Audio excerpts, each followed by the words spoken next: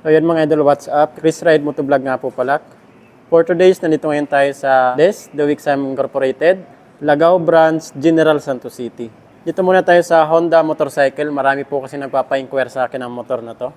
So ito po yung Honda Click 160 at ito naman po yung Honda Click 125 version 4 Smart Edition. Alamin natin yung updated price, installment, at bigyan natin ng quick review. Marami po talaga nagpapa-inquire sa akin ang dalawang motor na to. Kasi kunti na lang yung presyo. Honda Click 160 na. Ayan o.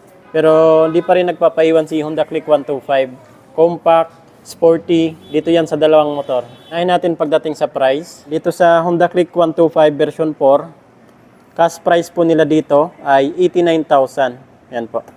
Then dito naman sa Honda Click 160 natin, ito yung cash price ngayon, 109,000. Yun no, 20,000 na lang yung idadagdag nyo mga idol. Meron na kayong Click 160 na napakapugi, sporty, aggressive ng design. No? Dating naman sa installment, down payment. So dito sa 160 natin, down payment niya ay 9,000 pesos. Dito sa 125 is 5,500. Click 160 natin, sa 12 months, 1 year ay 10,485. 18 months, 7,652. Sa 24 months, 2 years ay 6,235. Sa 30 months, 5,385. Then sa 3 years, 36 months ay 4,818. Rebate pa po yan ng 200 pesos. So ito yung sa Click 160 natin. So ito naman yung sa Click 125. 89,000 yung cash price. Down payment is 5,500. Then sa 1 year, 12 months ay 8,821 yung 12 months. 18 months na installment, 6,446. 24 months, 2 years ay 5,259. Sa 30 months, 4,546. Then sa 36 months, 3 years ay 4,071 pesos. Rebate pa yan ng 200 pesos, mga 3,871 na lang to. Yan, kunti na lang talaga mga idol. 20,000 na lang, meron na kayong Click 160. Kahit sa installment, konting-konti na lang talaga yung difference. Ayan, no? Pero pagdating sa design, parehas po sila sporty looks. Ayan, no? Parehas magaganda yung design, matulis.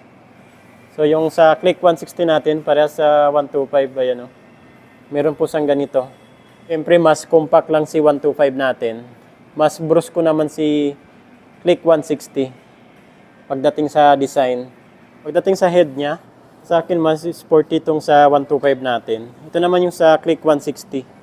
May glossy black po siya dito. Dito naman, 2-layer po siya. Tapos meron po siya ditong matte black sa Click 125.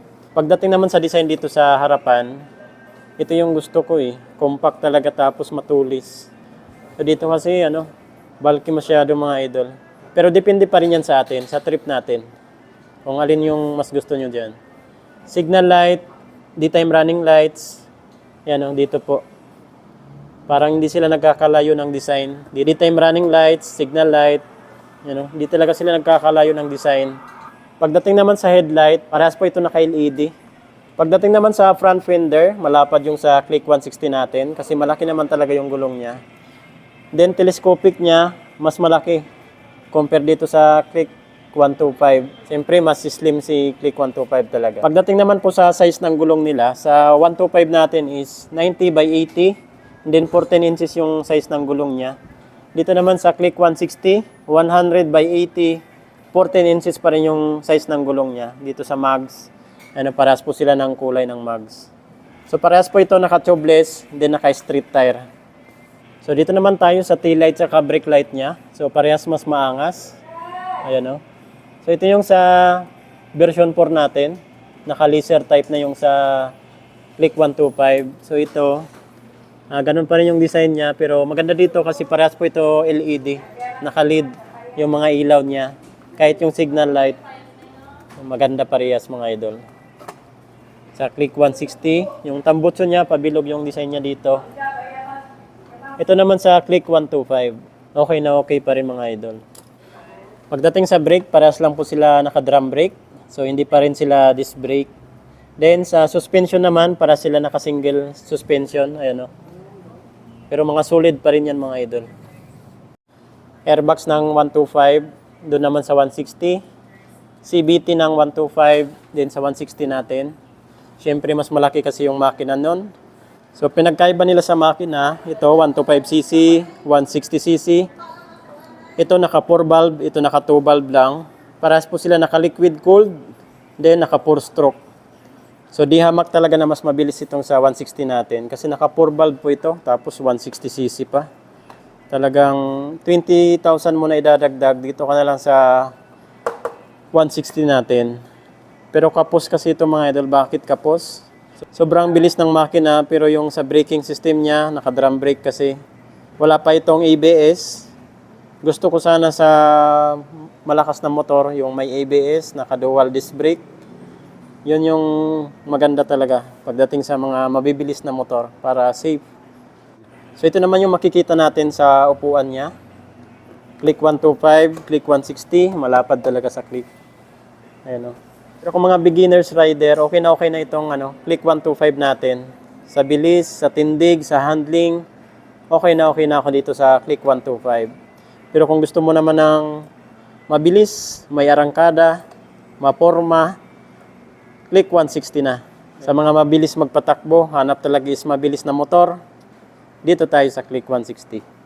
Then sa mga features niya dito, parehas lang din naman, para sila may idling system, naka-keyless, naka-remote. Yan, parehas lang po yan sila. Then sa compartment, meron po parehas lang po mga idol. Mas malalaki lang yung sa click 160 natin. So yun po mga idol. Kung may mga ipapa-inquire pa po kayo sa akin na motor, marami po tayo ditong motor. Kawasaki, Honda, Yamaha, Suzuki. Ayan po. Parehas naman po ito panalo pag nabili nyo itong motor na to. Kasi si Honda matipid sa gas. Tested and proven na yung makina niya. Ayan, hanggang sa muli. Chris Ride Motovlog. Ride si po tayo palagi. God bless you all. Thank you.